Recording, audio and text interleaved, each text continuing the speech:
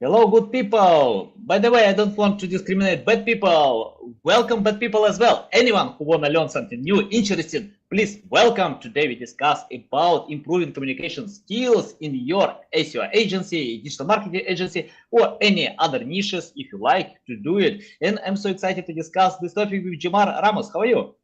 I'm doing well, my brother. How are you? Oh, I'm doing great. Sunny day, positive mindset. So yeah, and I'm looking forward to learn more about ACO, about communications. I know it's important today to retain customers longer because it costs 5 times less than acquiring new ones. So if you want to grow, you need to pay attention with existing customers. I remember when Neil Patel proclaimed, then it's better and much simpler to sell to your existing customers 2 times more than trying to acquire new ones. So yeah, I'm so excited about that. Before we start, just tell more about your self-experience, background, and why you decided to share with us about this topic. All right. So I've been in digital marketing 10 plus years now. I went to college to get a creative writing degree. And when I exited, I realized that being the next great American writer is not really going to pay. So if I want to make sure to eat, sleep, and be safe, I've got to make money. And so I found digital marketing as a solution to that. Started out as a content writer and marketer, went into SEO because if you're in an agency or in-house, content is usually the first thing to go when they need to cut budget. So if I knew content marketing and I knew SEO, I felt that I was a little bit more irreplaceable in companies. And after that, I learned a little bit about social media marketing, some email marketing. So again, trying to get a full multi-channel mindset about digital marketing, because I don't think that as I wanted to grow in my career, it's if you know one thing, they can easily get rid of you. If you know multiple things, they may move you around and shift you, and you have a lot more chances to learn and grow within a place rather than you're in for 3 years and you're out because budget cuts, headwinds, or we just don't have the clientele that needs this anymore. Yeah, I agree with you. I think that when companies are reliant to one channel, it might work today, but it doesn't mean it will work forever. You can lose traffic, on any channel. Facebook can change their policy. Google Yep. can update their algorithms. So it's the part of the game. And when you have multi-channel approach, that means you have much higher chances to cover broader audience and to provide effective marketing campaigns. Uh, I have the first question. Can you tell how to communicate today with customers? Because many of them wanna communicate by different ways. Someone is using WhatsApp, Telegram, LinkedIn, Facebook, email, phone. Can you tell how to find the right channel and consider customers' preferences? Well, a lot of times what we do is we have different channels. So we have a Slack team that we have. So Mhm. we'll add a client to Slack. We do it over email. But a lot of times, like if a client says, oh, we use this other thing, we try and be very approachable with that, amenable to their situation. So, because in the end, while the client's not always right, we want to give them the opportunity to work with us on our level. And the more times we say no, the more that we're going to make that client feel as if they're not important. If we're going to say Mhm. no, I want there to be a reason to say no. So if a client says, oh, I want to use this, I can say, oh, well, we don't use that channel because we found that communications over there can be hacked, can easily be duplicated. Someone can come in and they can see us, they can hear what we're doing, what we're discussing. And if we share any sensitive information over this for InfoSec reasons, we don't feel like we should use that. So we always want to make sure that if there's a no, there's a reason behind the no. And then but we do have these three solutions that we utilize over here. Which one of these is more amenable for you? We'd love to help you get hooked up with that. So again, telling them what you have, solutions for it, and also offering them, oh, we'll totally help you get set up with that. So the client feels as if you're walking them through and you show them your communication style right off the bat. You want to work with them, but maybe you don't want to give them a bunch of options. So that way, every single client that you have has a different communication channel. You're over leveraged. You don't know which channel to utilize, how to talk to your clients anymore. You're just trying to manage all the different communication channels you have versus actually managing your clients and their workload. Yeah, yeah, valuable. Uh, I'm interested about transparency. For example, I remember probably 10 years ago, I tried to cooperate with some companies and they replied to me, sorry, we can't share our methods because it's our secret. You can share with competitors. What do you think about today? It's a good idea to hide your methods and tell, just wait results. We do our job. It's not your case. Just believe, trust us. What do you think about today? I Unless it's proprietary information that we've developed, a tool or something, I'll tell people, hey, this is what we're doing. This is how we're doing it. This is why. Again, it's that communication strategy. The Mhm. clients need to know. I'm sick of clients who have worked with agencies who basically said they didn't communicate, they didn't tell us how they do things. Like SEO isn't magic. There's a way to do things. I went to school, as I said, to be a creative writer. These teachers, these professors that I went, they showed me the way to do the craft. So if I'm going to do SEO, content marketing, social media marketing, I need to show my clients how I'm doing my craft. It's not the Wizard of Oz. I go behind the curtain, I pull some levers, I do some things, ta-da, it's magic. It's okay. We need to make sure that your landing pages for PPC are updated.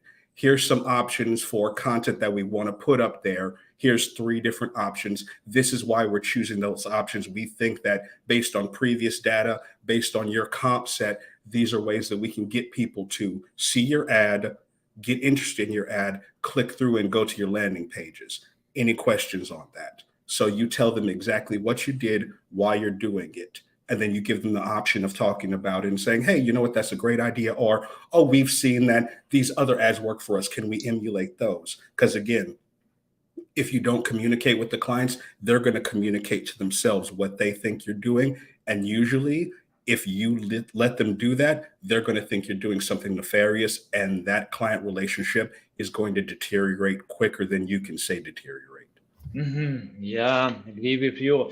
Okay, I'm interested about how often to communicate with clients because customers are different. Some of them are busy. They are not interested, to learn everything what you do. They want to see results, to check out their metrics, positions, traffic, sales.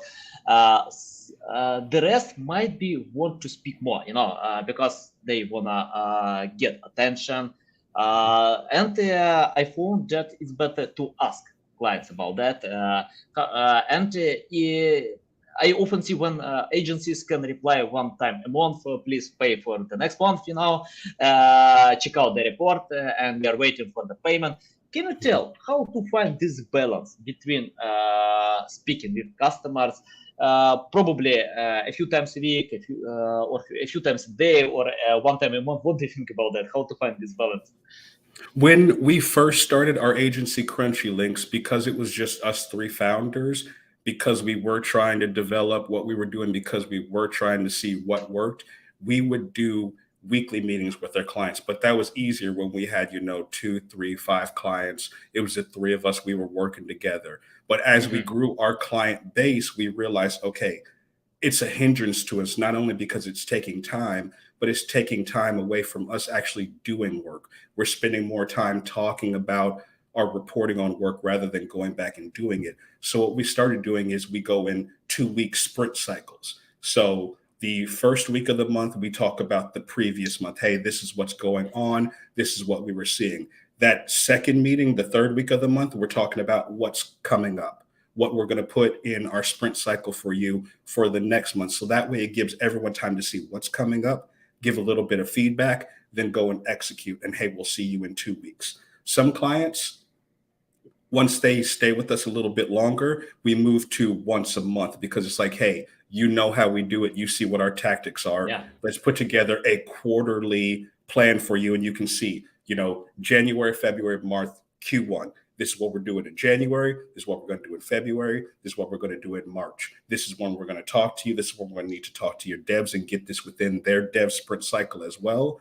Any questions? Okay, let's execute. So I would say that as you're building up, the best thing to do is every 2 weeks And for certain client relationships, you can move them to monthly. So that way, you know exactly how much time you have to execute on work. You don't feel overburdened with client meetings. And that gives you that good time to really gather the data, tell the right story to your client, and be able to give them the information they need rather than just throw a bunch of numbers and data at them to obfuscate that you didn't do anything or what you did actually didn't do anything to reach their goals positively. Mhm. I'm interested about your partnership. Can you tell Mhm. how to communicate with partners? If you have three co-founders who created the agency, how do you communicate to build relationships? I don't know, or even for example, when you started from scratch without money, without resources, probably it's not hard, yeah, because you have some goals. But when you grew, yeah, probably you have some. Misunderstanding. I don't know. Oh, yeah. Can you tell more about that? Because from my experience, yeah, I lead my agency myself, and I don't know how to build relationships with partners. Probably it's a good idea or not. I don't know. Can you tell from your experience? Of course, from my experience, it's one of the things I think if on social media, people complaining about millennials and how they need to be treated differently, but that's exactly it. You Partnerships can't just be partnerships. You have to Hmm. take that out because what we do is like, oh, okay, you're just this person I'm working with.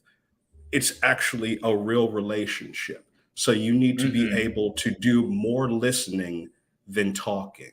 And so Hmm. my three Yeah. partners, the best thing about us is we've known each other different lengths of time. So one partner, Jack, he and I have been friends. He worked with me at my first big corporate job. So we've been friends 8, 9, 10 years at this point. So our communication style is like big brother, little brother. Like Hmm. we have that relationship where we can have frank conversations. But the thing about it is we don't have frank conversations in public. We do it in private. So a Zoom call between him and I, a Google Meet, hopping on the phone, and it could be knock down, drag out, yelling, screaming, cussing. But once we get off that phone, no matter no matter whose idea goes out there, if it's his idea, he knows that once we walk out of that room, I'm kicking everything. I'm stomping and saying, this is the best idea we've ever had. This is how we're going to do it. We're running with it. I'm going to act like it was my idea and him the Hmm. same. My other partner, Hmm. Rob, we met at our last agency. So our friendship has lasted for 3 years. So it's been a great learning experience to learn how to speak to him, to make sure I'm not stepping on his toes, to make sure that we're sharing ideas. He doesn't feel that he's being stepped on because my personality is really big. So a lot of Hmm. times when I'm sharing, I'm excited, I'm passionate about something. To me, it's passion. To other people, it could come all across as like, oh, well, I don't really have a way to get in this conversation to give Jamar feedback to say, oh, well, let's do this, let's do it this way, let's do it that way. So it's learning how to keep the passion and the fire about my ideas, but also make sure that I'm asking for that feedback. I'm allowing for that avenue for people to get in there. So it's really about doing more listening and talking. And one of the things I actually did was I went into therapy because I realized that a lot of my communication style was too big, was too loud, was too boisterous, and I wanted to figure out where does that come from. And so figuring out how to have better communication strategies from the therapy so that way not only with my partners in my personal relationships and with clients as well, learning how to hear feedback, hear things I may not like, and take that time to actually process it in a healthy way so the responses are healthy. So those relationships, even if there's a little bit of friction and tension in that moment, we find a solution for that friction and tension rather than continuing to butt heads and it becomes just about that tension rather than like, oh, well, here's a problem. The solution is right next door to the tension, but we never Hmm. leave the tension room. Yeah, love it, love it. You remind me about probably German army. I read in one book that soldiers in German army can't complain in the first day. They need to do it after a few days because they need to calm down, to think. Probably they are not right. Who knows? But they can't do it exactly after something happened. After the event. Yeah, because of that, they decreased a lot of complaints. And people can think, with cold mind, oh no, probably I was not right. Who knows? Or it's not a big deal, to go to complain to any other places. So yeah, I love this experience. Uh, I'm interested about management.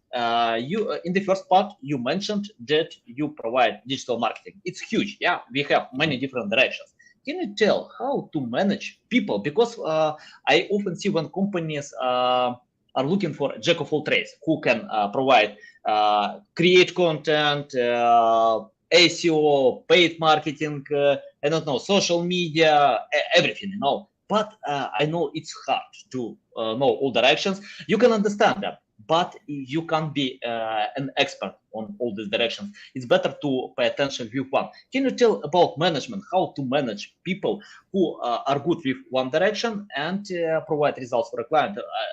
Or I don't know, to chase a cohesive goal.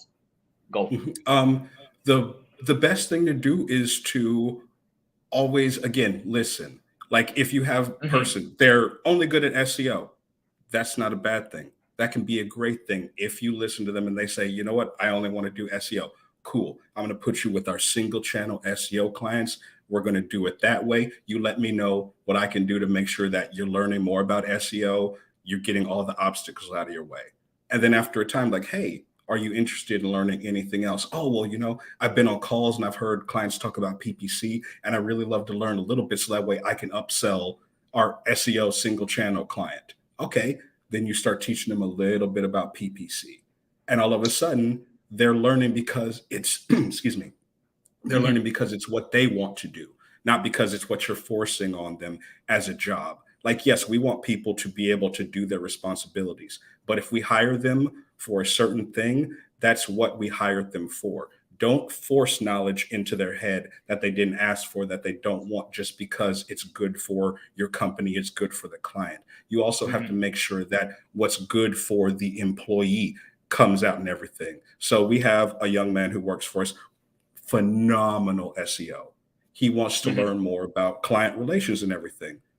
And that was his request. So we're starting to groom him on that. Hey, this is how you talk to clients. This is how you handle it.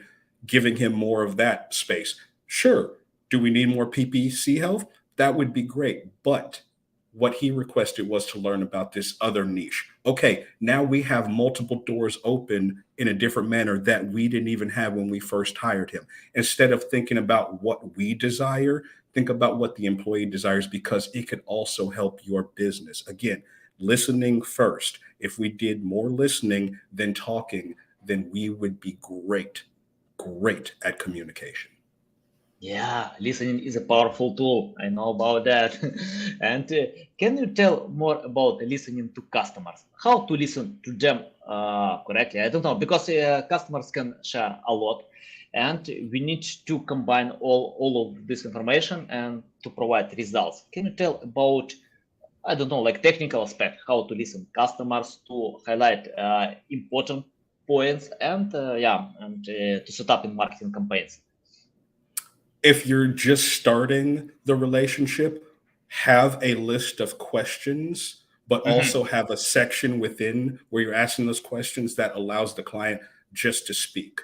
Two, understand that you don't ever have to ask a client about their goal. There's one goal for every business: to make money. Every strategy and tactic we do is to make businesses money. Those strategies and tactics may change based on our audit, based on what channels they have with us as an agency, based on where they want to go and what stage they are as a business. If they're a startup, okay, there's certain channels you want to do, certain strategy you have to do, but they still want to get to that place where they're not asking VCs for money. They're not doing a friends and family round. They're earning it from selling their goods, their services, their thought leadership. So always understand that the goal is money. Everything else breaks down underneath that. Number three, be proactive in your strategies. Be Hmm. an expert. Give them something. Hey, this is what we want to do, but always base it on something they've either told you or some data you have from them. These are the strategies we want to do. Your goal is to make X amount of revenue over the next 6 months. Here's what we're going to do underneath that in those 6 months to get that based on data we've seen from your current client structure. And then ask them, how does that sound for you? back to the listening. So that way you can hear their feedback on, oh, this is a great strategy, or, oh, I don't understand this one part. Let's focus on that. So no matter how big of a deck you built, you always want to make sure that you can easily go through it and get to the place where they're giving you the information, because they're going to start talking because they see that you're expert, that you've gone through their data, you know their goal. All of a sudden, they're going to start vomiting out all this great information that they wouldn't have shared with you before because they didn't know that they didn't trust you. You have to build that trust by showing who you are, what you can do for them, how you've investigated their data. They'll start telling you things. Oh, well, our salespeople are talking about this, and clients have asked this question, and oh, we have a forum and people are talking about this. All of that is data that you can pull in and add to your strategies and show them, not only did we bring you things based on an audit that we did of your data, you're giving us this other data. Oh, okay, let's shift these two tactics later on because they won't matter as much as putting these new things in that you've given us. All of a sudden, you've gone from they're a client, you're their agency, to a partnership. Oh my goodness, I can't wait to see this new strategy that we developed together. Let's talk in 2 weeks. They're going to be super excited because they feel like they're digital marketing with you for themselves. That's how you communicate. That's how you get buy-in. That's how you build that partnership. Yeah. I'm interested about leading customers in the right direction. For example, I met a few times the quote from some companies. If our customers are not right or wrong, they're not our customers. So I think, but sometimes the reality, customers don't understand the process. They don't understand what kind of traffic they want to get, how to monetize it, because they're not experts. That's okay, because they need to develop and innovate their products. So I usually educate customers and tell them, for example, if they come to me and tell, I need SEO traffic. What kind of traffic, what kind of keywords, how we can cover a buying persona, do you have this content? Yeah, it takes time, to educate them, to show why we need to do it, because SEO or any digital marketing, we are not magicians. Yeah, we can't create traffic without a cohesive job. And without content, you can get results. Can you tell how to lead customers in the right direction and tell them, for example, if you're not good with SEO or you can't compete with these keywords, it's better to skip them because your competitors have strong positions, high quality content, it's overwhelmed, your budget is not good, to trying to take these keywords. But we have another direction, much better, because it's not overcomplicated with competition. Can you tell how to educate customers that another direction is much better? It's all about their comp set. Not only who they think their comp set is, but who their true comp set is. Like, I would love to say that our digital marketing agency is, their comp set is some of the biggest ones, AMC and, Bright Edge and all these big, flashy, shiny names. That's not our comp set. We're not there. We may not ever get there. Who is our true comp set? Okay, what are they doing? What are they saying about their goods, their services, their products, their expertise? How are we doing it differently? So putting all this information together, and also, especially if you're working with a client who's been in business for a while, again, looking at their data. So what they may think their clients and customers want is different than what their clients and customers are saying. And if they have a sales team, going to that sales team, their lead salesperson, what are the people on the phone saying? What questions are they asking? All of this, again, data. Then you can show it to the client and say, hey, based on the traffic that you're getting right now and your conversion rate, your potential clients are saying this about your product. They really, really love it, or they're bouncing because they don't understand what it is. We should make sure that we're telling people exactly what you sell. Your salespeople are saying on the calls, the people that they're trying to sell to are confused. They're not getting it. So, hey, let's go ahead and arm your salespeople with the script based on what we've done on your landing pages, that not only do your landing pages tell the story, your salespeople are telling the same story. So that way your UX on site and your UX off site match up. So if someone lands on your website and then they call your sales team, they're getting the same story. They understand, oh, not only does their website know what they're doing, these people understand what they're doing, and they have the information to take me a level, 2 levels down with the questions that I want to ask. Boom.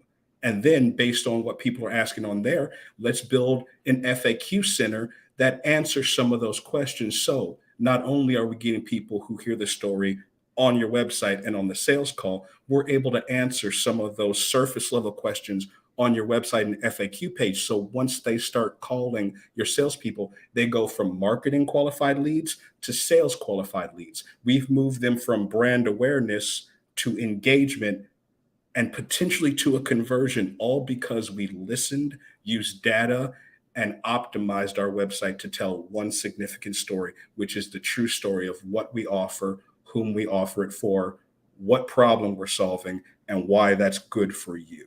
So again, Mhm. taking the information that the client either has or doesn't have, repackaging that to say, hey, this is what we're seeing now. This is a story we should be telling. So if we can boil it down, again, using data, using numbers, using what they already have, all we're doing is showing them exactly what their current clients are saying about them and saying, hey, if we want to change that narrative, this is some of the ways that they're telling us we should. It's hard to ignore that when you can show them, hey, the money is leaving and the money is telling you exactly what they want. Mhm. So let's get that money. Yeah, yeah, love it, love it. Can you tell about creating content strategy? For example, I often get clients who come to me and tell, I can't get results for a few years. I spent a lot of resources, but traffic doesn't come. I don't know what to do. And when I check out their strategy, I can see they try to promote high volume keywords. For example, weight loss. If they sell weight loss supplements, I'm not sure it's a good idea trying to compete with Wikipedia or other websites because it doesn't cover a buying persona. Probably in the top level they can cover, but it's not about selling. And it's hard to overcome competitors that big websites, popular websites. Can you tell about creating the right strategy for our customers who don't know exactly how to find keywords or even another strategy and how to choose priorities? For example, when we have limited resources, let's imagine 10K, yeah, and we can't cover a lot of keywords. Even if we check out paid marketing, it costs like 100K, but in SEO, of course, it's cheaper. But anyway, we need to find the right strategy. Can you tell more about that? The number one content strategy I see people do that really shoots them in the foot is they just blast out a bunch of pieces. They think that because their comp set has, thousands of pages with very surface level things that, oh, we need all that to compete. Like, no, they have a head start. They're there already, and they're probably doing that to compete with the next level up competitors. Be very strategic. Our blog, I publish one thing per month. It has to be well thought out. It has to be really helpful, and it also has to be different. I don't need any more strategy guys about how to do SEO or PPC and all that. There's thousands of those out there. What can we write about? Oh, I can put out thought leadership about what it's like to be a Black man building an agency, what it's like to Mhm. deal with depression and a divorce while trying to build a business. There are people out there who would love to read that. That's more helpful. Also, it shows them that their digital marketing partner is actually a real person. I deal with real things.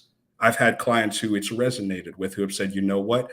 We were thinking about you and another agency, but the fact that you're a human, the fact that you deal with this, the fact that you're going through this and you're willing to share that vulnerability, I want to work with you. So, Mhm. and right here, podcasting, being a guest, sharing your information, your knowledge, showing that you actually have an expertise in what you're doing. This goes a long way. This is personable. Band-aids, we're going to buy them or whatever. I don't know a single person who works at Band-Aid. I don't know if they have any human beings working there or if it's just a bunch of robots putting together adhesive bandages. If you're trying to compete with them, you can't do it like them. It can't just be about, oh, we have the best adhesive bandages. Like, okay, what else are you doing? We're the best. We make sure that 50% of our profits we're donating to X, Y, and Z charities. What else are you doing? That's your content strategy. What are you doing differently that your competitors aren't doing. If you're trying to go against Johnson and Johnson, you're going to lose that race. If you're trying to be better than you were as a company, as a human being the day before, that's a race you can actually win. And that's going to resonate with a lot more clients. There are thousands of digital marketing agencies out there. I need people to understand why we're different, why we're going to work with them. That's the content strategy. So thinking about how you're going to be different, not just 1,000 pieces of content, not just, hey, if we get this out, we're going to rank well, we're going to go for these keywords. Keywords don't matter if you're not talking to people. Talk to the people who need your service. Tell them how you're going to help them. Give them some ideas, some strategies for free. Talk to people. Go out on podcasts. Do guest blogging. Make yourself known by being helpful. And people will come to you because you're helpful in a myriad of different ways. Love it, love it. Yeah, so valuable. I agree with you 100% about that. Be different, don't copy others. Because I remember when a few clients shared with me some case studies, how to steal traffic from their competitors, and I replied to them, okay, you can, but you need to have such strong positions. You can analyze competitors, but if you feel that your content is better, if you can get better backlinks, mentions, anything, strong brand recognition, and by the way, it's possible to overcome even Johnson or Wikipedia if Google ranks irrelevant content from this website, because Google doesn't have enough choices, they don't know what to show, and they show some related content. And for example, if I see Amazon in the top 10 results with irrelevant content, I understand, oh, it's a big chance we can take it. And what I like in your reply is that you need to differentiate from competitors. For example, if they are good with SEO, it doesn't mean that you need to jump in SEO. Choose another channel. I know some companies, big companies that earn a lot of money, have no SEO, just branded traffic, because it doesn't work for them. They can use influence marketing, anything. So yeah, I agree with you.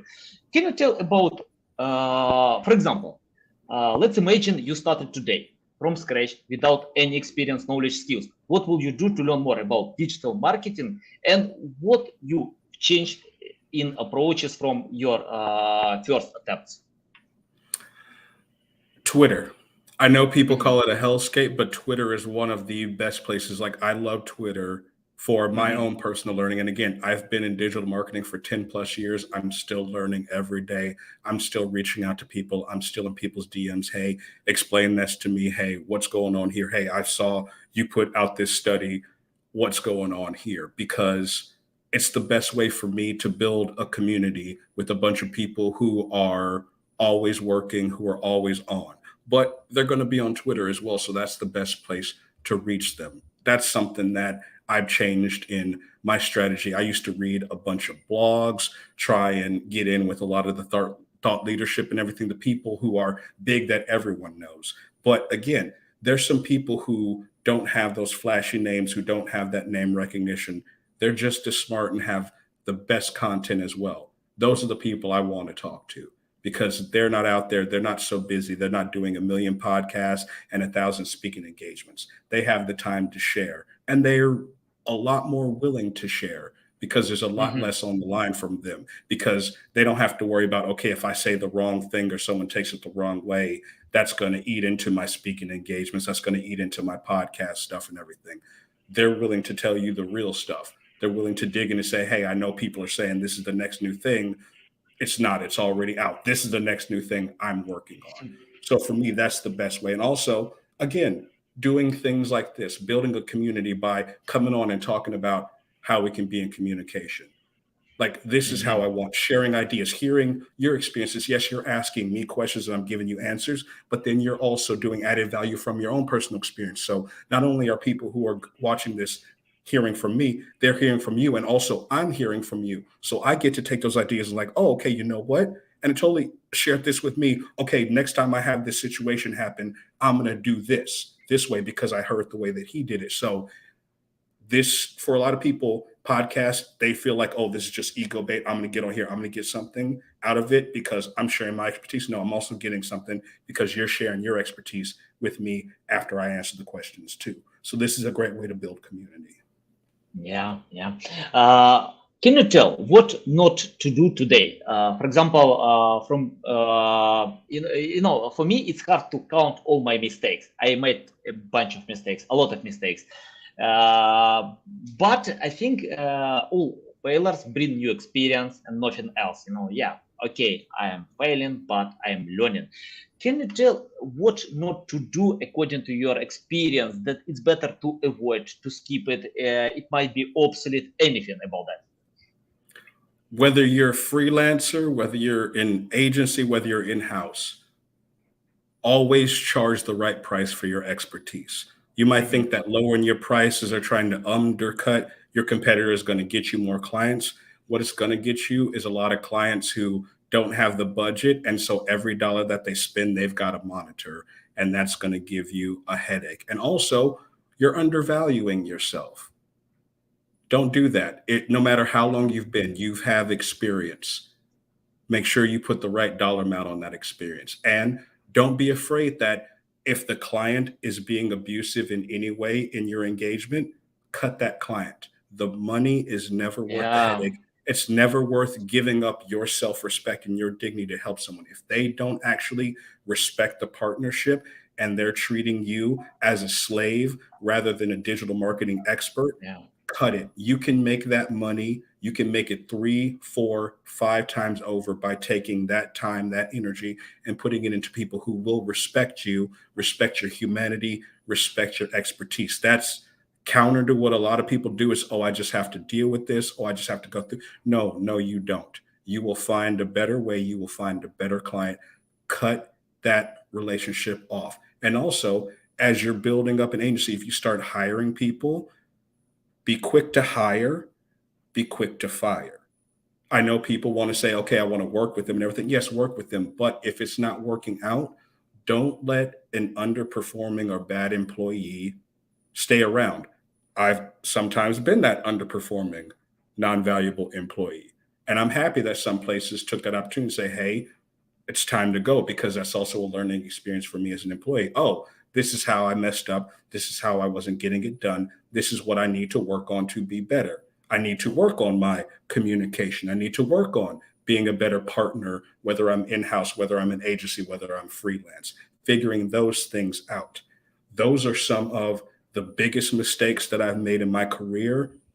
Those are the things that I've learned from making sure that I value myself, making sure that I'm hiring the right people. And if they're not the right people, cutting them. Because again, relationships matter. If the relationships aren't working, you've got to split up, because they can become abusive for one party, the other party, or occasionally both parties. And that's not good for a healthy partnership. yeah. Remind me Gary Vee, when he talked about negative attitudes.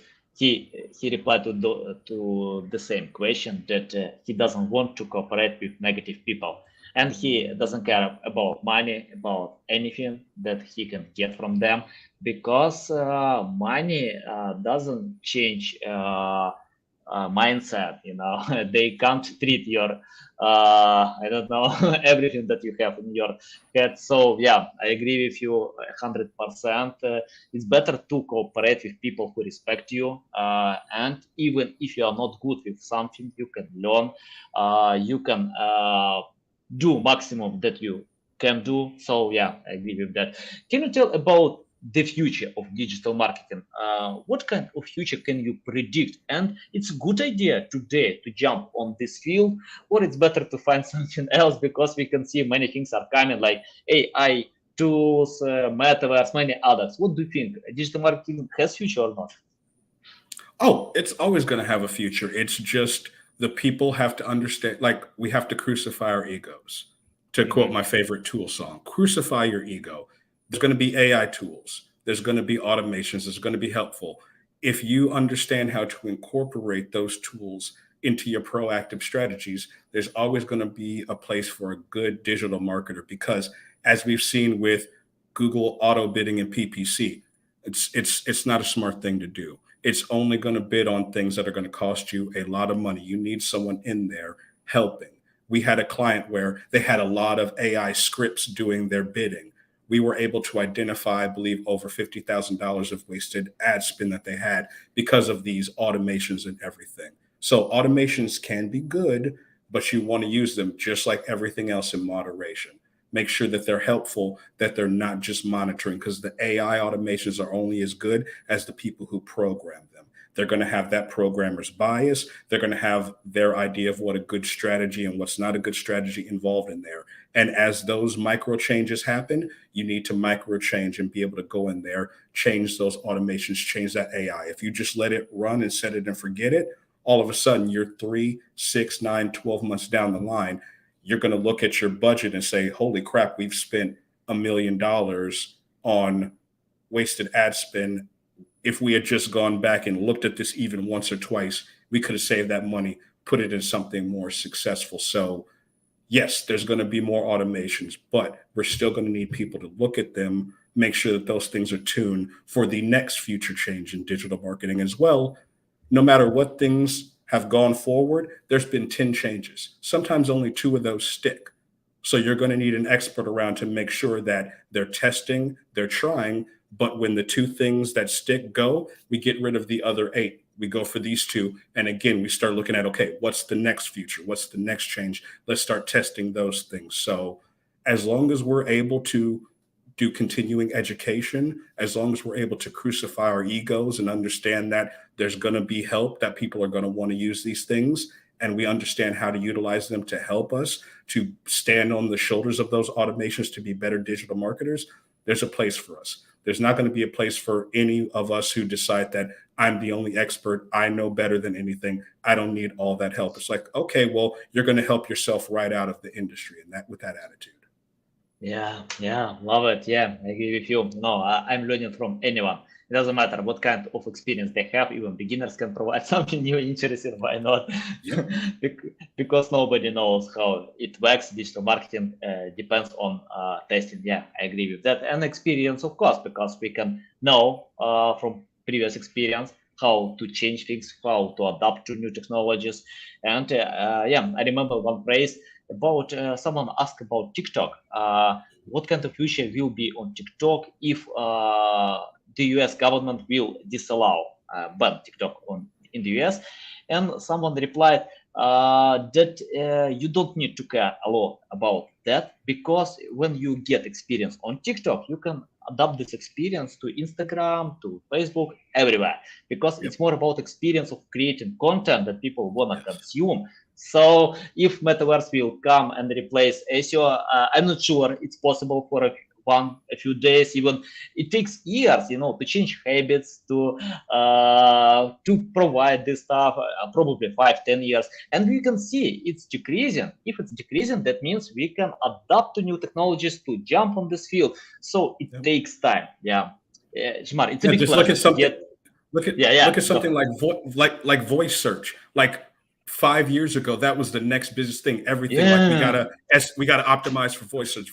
There's going to be a voice activated tool in every home. All of a sudden, all of that is going down, and some people still have it, but it's not that important of a tactic. So everyone who shifted and made that their total expertise, all of a sudden they're scrambling again. So it's about, okay, I hear this new thing. Let's test it. Let's see what's going on.